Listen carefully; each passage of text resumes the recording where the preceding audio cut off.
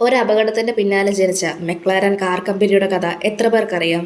1966 Monte Carly rally നടക്കുമ്പോൾ പ്രശസ്ത razor Bruce മക്ലാരന്റെ ഒരു സുഹൃത്ത് ഒരു അപകടത്തിൽപ്പെട്ട് മരിച്ചു. ആ സംഭവം ബ്രൂസിന്റെ മനസ്സിൽ വലിയ ദുഃഖവും ആശങ്കയും ഉണ്ടാക്കി. ഒരേ സമയം വേഗതയും എന്നാൽ സുരക്ഷയുമുള്ള ഒരു കാർ നിർമ്മിക്കുന്നതിനെ പറ്റി അദ്ദേഹം ആലോചിച്ചു. പിന്നീട് 1969 അദ്ദേഹം സ്വന്തം പേരിൽ ഒരു കാർ കമ്പനി ആരംഭിച്ചു. അതാണ് മെക്ലാരൻ. അതിന്റെ ലക്ഷ്യം ടോപ്പ് ക്വാളിറ്റിയിൽ വേഗതയും സുരക്ഷയുമുള്ള കാറുകൾ നിർമ്മിക്കുക എന്നതായിരുന്നു. പക്ഷേ 1970 തന്നെ ബ്രൂസ് മെക്ലാരന്റെ ഒരു ടെസ്റ്റിംഗ് സമയത്ത് തന്റെ കമ്പനി നിർമ്മിച്ച കാറുമായി അപകടത്തിൽപ്പെട്ട് മരിച്ചു. എന്നാൽ അദ്ദേഹത്തിന്റെ ടീം ആ സ്വപ്നങ്ങൾ തുടരാൻ ആരംഭിച്ചു. മെക്ലാരൻ പിന്നീട് ഫോർമുല 1 മത്സരങ്ങളിൽ വലിയ വിജയങ്ങൾ കണ്ടു. എയർടൺ സെന്ന പോലെയുള്ള ഇതിഹാസങ്ങളുമായി കമ്പനി വളർന്നു. പിന്നീട് റോഡിൽ ഓടിക്കാനുള്ള കാറുകളും കമ്പനി തന്നെ നിർമ്മിച്ചു. നിങ്ങൾക്ക് മെക്ലാരൻ കാറുകളിൽ ഏറ്റവും ഇഷ്ടമുള്ള കാർ ഏതാണെന്ന് കമന്റ് ചെയ്യും. ഇതുപോലെയുള്ള കൂടുതൽ വീഡിയോസ് കാണാനായി ചാനൽ സബ്സ്ക്രൈബ് ചെയ്യാനും ഇൻസ്റ്റഗ്രാമിൽ ഫോളോ ചെയ്യാനും മറക്കല്ല്.